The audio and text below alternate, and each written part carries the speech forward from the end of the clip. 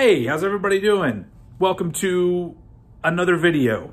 This one is a little bit different, as you can see from what I have behind me. Today we're going to be talking about cassette tapes, which honestly were very important to me back in the day, around the time I was like, I don't know, 13, 14 years old. We're talking early 90s, because I was just a young teenager and I didn't really have a whole lot of money. And sometimes you wanted to buy an album so badly that you just had to go, all right, I guess I'll just get it on cassette, because you couldn't afford the CD. Which back then, that was the thing. You wanted to get everything on CD. There was that big old CD boom and vinyl was out. That's all for old people. And so, yeah, obviously you couldn't always get the CD. So sometimes you would get cassettes. And so I thought maybe I would do a video where I talked about some of my favorite cassettes that I own. So this video could be called Magnetic Tape Musings. Doesn't really matter, because this is probably the only one of these I'll ever do. I don't have very many tapes or cassettes. You can see behind me. Maybe we could do like a little cool shot. Yeah, there we go. So those are some of the cassettes that I have. I don't have very many. And honestly, most of the ones I had back when I was young got broken or lost, or I just played the fuck out of them and they wore out. And that's part of why tapes kind of sucked, because you could wear them out. Anyway, but there is an odd nostalgia to cassettes. So honestly, when I collect cassettes now, it's usually one because it's something that isn't on vinyl, or it's really hard to find on vinyl, or it's something that I had back in the day and just, I don't know, there's something about cracking open, whatever it is, when you open up a cassette and you pull out the long ass foldy thing. I don't know. Let's just jump right in and start looking at shit.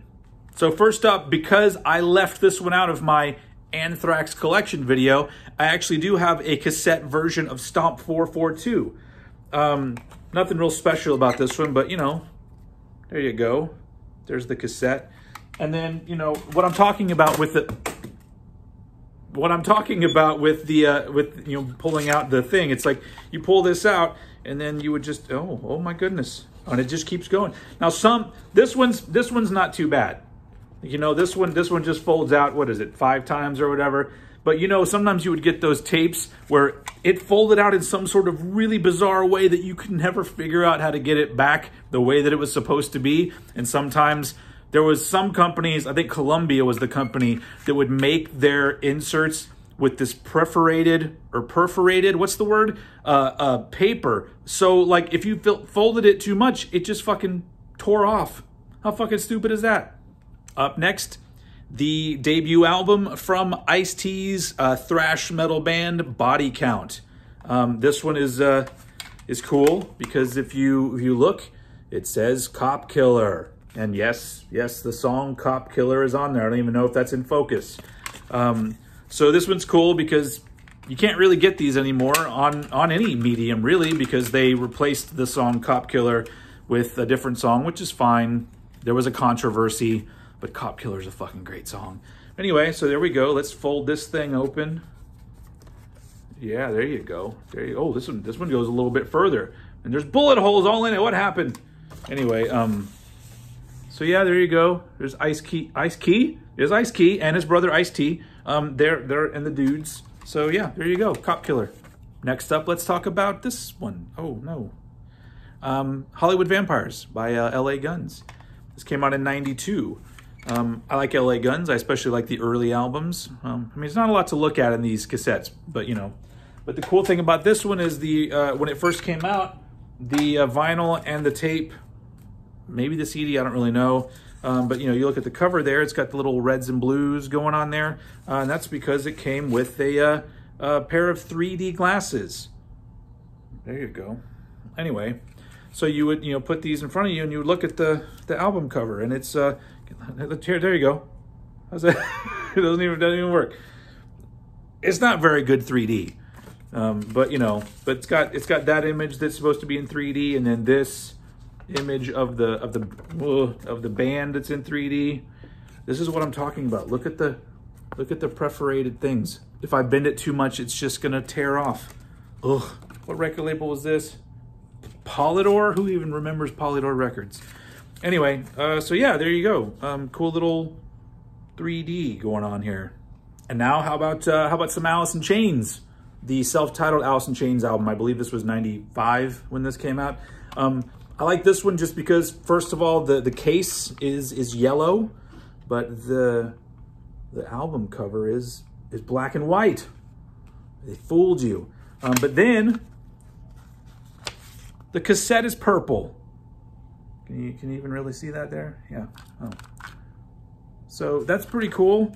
So this, I believe this is Columbia. So this is also going to be that perforated thing that is so annoying. So there you go. There's the inside of that thing. So this is what I'm talking about though. Like, you know, the thing that's kind of nostalgic for me about that is just opening this up and like looking at it, because I remember just having so many tapes and holding the lyrics in front of you as you're listening to the album so you can read the lyrics along. So anyway, yeah, there you go. Alice in Chains, a self-titled album. Speaking of colored cassettes, the third Biohazard album, State of the... It's the State of the World address, motherfuckers! Anyway, so yeah, this one is, it's got the orange cake. Oh, I already gave it away. It's got an orange, everything's orange. I guess to go with the Biohazard symbol theme. Oh, this one's like, yeah, and it's got a little symbol on the actual. So this is another reason why cassettes are pretty lame, because these things, you lose the little peg or whatever in there. I can't even get this back together. I'm not even gonna mess with that. So anyway, there you go. State of the World address. Once again, it's black and white, but it looked orange. So, you know, they got a little bit creative with these cassettes, but, you know, once again, the medium itself was kind of lacking. So, you know, it's easy to see why these died out. All right, let's wrap this up by talking about a couple of soundtracks that are not on vinyl. First up, we got the soundtrack to the movie Airheads. For a long time, I don't even know there was a soundtrack to this, but I found it. It's honestly not great. Probably the coolest thing on it is that the track Born to Raise Hell, which is Motorhead with Ice-T and Whitfield Crane from Ugly Kid Joe. Kind of cool. So there you go. You know, that one's in pretty good condition here. But yeah, so this one, if you've never seen Airheads, it's a pretty dumb movie, but I love it. There's not a lot to this one. It's just got, you know, there you go. Oh, can you even see that? I think they expected this movie to be bigger than it was. It's like, you wouldn't buy some Airheads merch? Nobody did. But yeah, it's so weird. Oh, seriously, I can't. Anyway, it's weird that, you know, they didn't even put the fucking picture in color. It's like it was just sort of thrown together at the last minute. Oh, by the way, here's a soundtrack. And speaking of dumb movies, my favorite dumb movie of all time, probably, Encino Man. The Pauly Shore classic. Yes, I called it a classic because it fucking is. So yeah, here you go. You know, there's the cassette for this. This is another one where the soundtrack's okay. It's got a couple of okay things on it. There you go. You got some stills from the movie. Look at that. Another sort of simple affair. So yeah, it's got the Vince Neil song, You're Invited But Your Friend Can't Come, which honestly, I think it's a pretty fucking good song. Does this thing even have Infectious Grooves on it? I don't think it does. Oh, it does. It has Feed the Monkey by Infectious Grooves. Because they're in the movie. Did you remember that? Go back and watch Encino Man. It's pretty fucking funny. Also, I like really shitty movies. So anyway, okay. Obviously, this has been a very sort of casual affair, me talking about cassette tapes. So that's all I got. I mean, there's these other ones, but they're nothing really that unique about them. They're just albums that I may or may not speak about in the future when I get them on vinyl. And yes, that is TLC up there. Ooh, on the TLC tip. Anyway, thank you for joining me for probably the only edition of Magnetic Tape Musings. That's a really shitty title. But anyway, I appreciate you watching, and I will see you all again very soon.